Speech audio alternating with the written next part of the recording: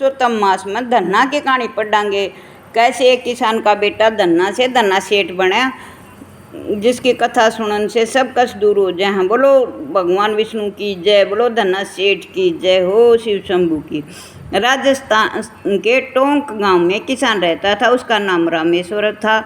वह जाति से जाट था। उसका एक बेटा था 4 साल का, उसका नाम धन्ना था। एक बार उसके घर एक साधु संत आया।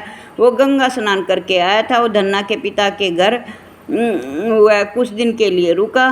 तो उस धन्ना के पिता ने उसकी बहुत सेवा की। वह सुबह शाम स्नान करके साधु और शालिग्राम की पूजा अर्चना किया करता था। जब वह पूजा करता था तो धन्ना भी वहाँ बैठकर सब देखता था।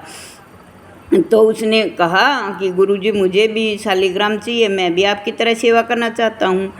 तो उसने कहा, नहीं बेटा, अभी तुम छोटे हो, तुमसे गुरु भगवान की सेवा नहीं होगी। लेकिन धन्ना रोने लगा। उसने तो कहा, मुझे भी शालिग्राम चाहिए।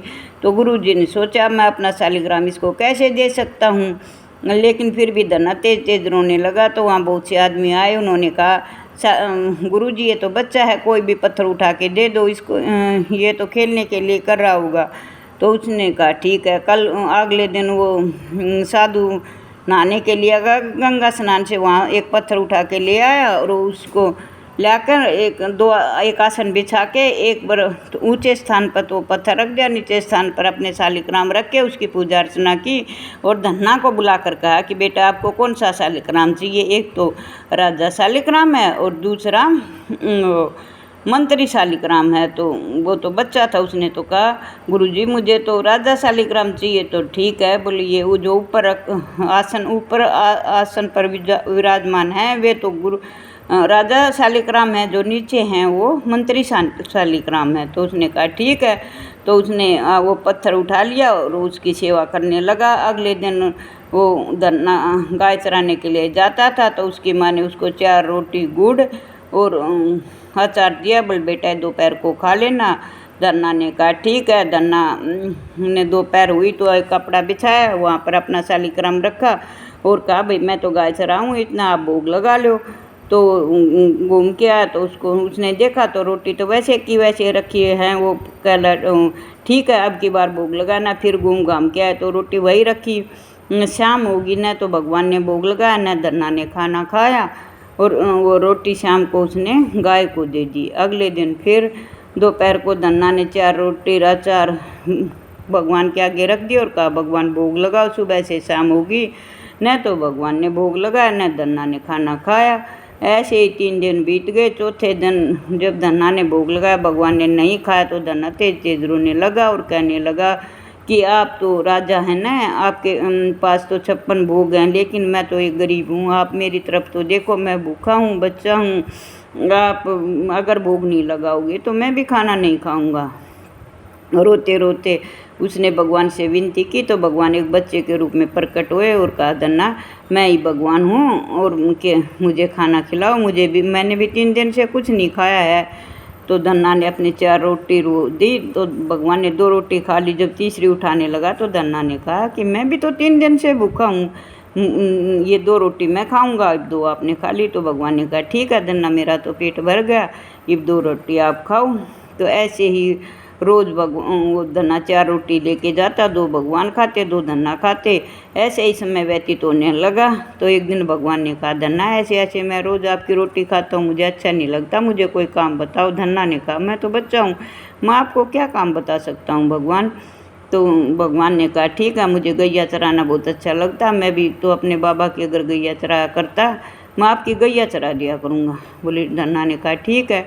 तो रोज़ भगवान उसकी गैया चराता और धन्ना का भोग लगाता और ऐसे ही वो बातें करते करते उनका समय व्यतीत हो गया। एक दिन धन्ना ने कहा, मैं आपके हृदय से लगना चाहता हूँ।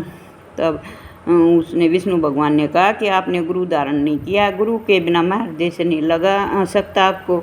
तो बोला, मैं तो बच्चा हूँ, मुझे तो पता ही नहीं गुरु कैसे धारण किया जाता है, कैसे धारण करूँ। तो कहा, आप काशी जाओ, वहाँ मेरा ही एक त्रिलोचन साधु है, वो मेरा ही स्वरूप है, आप उसको गुरु बनाओ, उसकी सेवा करो, वहाँ शिक्षा ग्रहण करो। तो धन्ना ने कहा, ठीक है। तो धन्ना ने अपने माता पिता से कहा, मैं काशी जाना चाहता हूँ, मैं गुरु धारण करूँगा और वहाँ शिक्षा ग्रहण करूँगा। तो उसके माता पिता ने भेज दिया।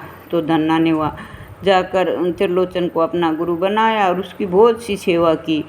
तब समय आने पर त्रिलोचन दास ने उसको गुरु दीक्षा दी और कहा, धन्ना अब तुम अपने घर जाओ। तो धन्ना ये सुनकर रोने लगा और कहा, बार बार विनती करने लगा, क्या गुरुजी आपको मुझसे कोई गलती हो गई, आप आपसे अलग करना चाहते हो, मैं आपसे अलग नहीं होना चाहता। तब नहीं धन्ना, आप तो बहुत अच्छे हो, आपने मेरी बहुत सेवा की, यहाँ रहकर तो केवल आप अपना ही भला कर सकते हो, और गृहस्थ आश्रम सबसे बड़ा आश्रम है। आप घर जाओ, अपने माता पिता की सेवा करो, समाज की सेवा करो, इससे सबका भला होगा। तो धन्ना ने कहा ठीक है। धन्ना आ गया घर ने, बहुत साधु संता की सेवा करते, उसके घर में सारे दिन कीर्तन भजन चलते रहते, साधु संत खाना खाते। तो उसके पिता ने एक दिन कहा कि ऐसे हम कि साधु संत एक दो संत आए तो अच्छा है, ये तो सारे दिन साधु संत आते रहते, हम किस किसी की सेवा करेंगे, कल से कोई भी साधु संत हमारे यहाँ नहीं आना चाहिए।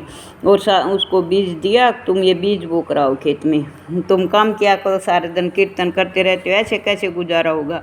तो धन्ना ने कहा ठीक है। धन्ना बीज लेकर खेत में गया, तो उसके खेत में बहुत से साधु संत आए। तो धन्ना ने उनको प्रणाम किया और उनके चरण धोए और पूछा, गुरुजी मैं आपकी क्या सेवा कर सकता हूँ। तो उन्होंने कहा कि धन्ना हम बहुत भूखे हैं। तो धन्ना ने कहा चलो घर चलो, वहाँ खाना खिलाऊंगा आपको, आपकी सेवा करूँगा। तो उन्होंने कहा इतना टाइम तो हमारे पास नहीं है। तो धन्ना ने कहा यहाँ तो मेरे पास कुछ नहीं है, बस ये बीज है। तो उन्होंने कहा ये बीज ही दे दो, हम आपसे मिलना भी चाहते थे, यहाँ आपसे कुछ चर्चा करेंगे, भजन कीर्तन करेंगे और यही चबा लेंगे। संतों का तो क्या है, एक मुट्ठी अनाजीभूत है, वहाँ संतों ने उसकी जो बीज था उसके मुट्ठी भर भर चबा लिया और भजन कीर्तन करते रहे। जब उनका कीर्तन समाप्त हो गया तो साधु तो चले गए, और धन्ना ने सोचा अगर मैं अब घर गया तो माता पिता मुझसे गुस्सा करेंगे, अब मैं क्या करूं। तो उन्होंने वहीं से कंकर पत्थर उठाकर अपने खेत में बो दिए और घर आ गया। घर आया तो उसके माता पिता ने पूछा क्या बिजाई कर दी। तो धन्ना ने कहा हाँ कर दी। तो समय आने पर उसके खेत में बहुत से वो पेड़ पौधे हो गए और उन पेड़ पौधों के तुम्बे लग गए। उनके जो उसके आसपास के किसान थे वो धन्ना के घर आके हंसी मजाक करते रहे, धन्ना ने कैसी फसल बोई है, वहाँ तो तुम्बे ही तुम्बे हैं। तो उसके माता पिता ने बहुत गुस्सा किया, लेकिन धन्ना फिर भी अपने खेत में गया। उसने सोचा तुम्बे भी कहाँ से हो गए, मैंने तो कुछ बोया ही नहीं था। उसने कहा भाई भगवान की ये इच्छा होगी, मैं इन तुम्बों को कमंडल बना के साधु संतों को दान कर दूंगा। और वो गाड़ी भर के सारे तुम्बे तोड़ के और गाड़ी भर के अपने घर लिया आया। जब वो तंबों को काटने लगा तो उसके आश्रय का ठिकाना न रहा, तंबों में बहुत से हीरे जवाहरात निकले। तो उसने सारे तुम्बे फोड़ के देखे, उस सब में हीरे जवाहरात थे। धन्ना के पास बहुत सा हीरे जवाहरात धन दौलत हो गई। इससे धन्ना जाट से धन्ना सेठ बन गया। उसने बहुत से आश्रम तालाब बाग बगीचे बहुत धर्म पूर्ण करने लगा। चारों तरफ उसका यश फैल गया, भाई धन्ना बहुत धर्मात्मा है, बहुत दयालु है। तो एक समय अकाल पड़ गया, तब उसने बहुत से भंडारे लगाए, बहुत लोगों की सेवा की, बहुत दान पुण्य किया। सब बहुत खुश हुए। सब धन्ना की धन्ना की जय, धन्ना की जय, विष्णु भगवान की सब जय जयकार करने लगे। धन्ना ने बहुत सेवा पानी की सब लोगों की। समय आने पर उसने कुएं तालाब बाग बगीचे सब बनवाए। तो सब धन्ना की बहुत वो करने लगे। तो बोलो इस कहानी को जो पढ़ता है सुनता है, वैसे ही जिस तरह धन्ना की किस्मत चमकी थी, न्यू किस्मत चमका है, सब मनोकामना पूर्ण हुआ। बोलो धन्ना भगवान की जय, बोलो धन्ना सेठ की जय हो, धन्ना सेठ की।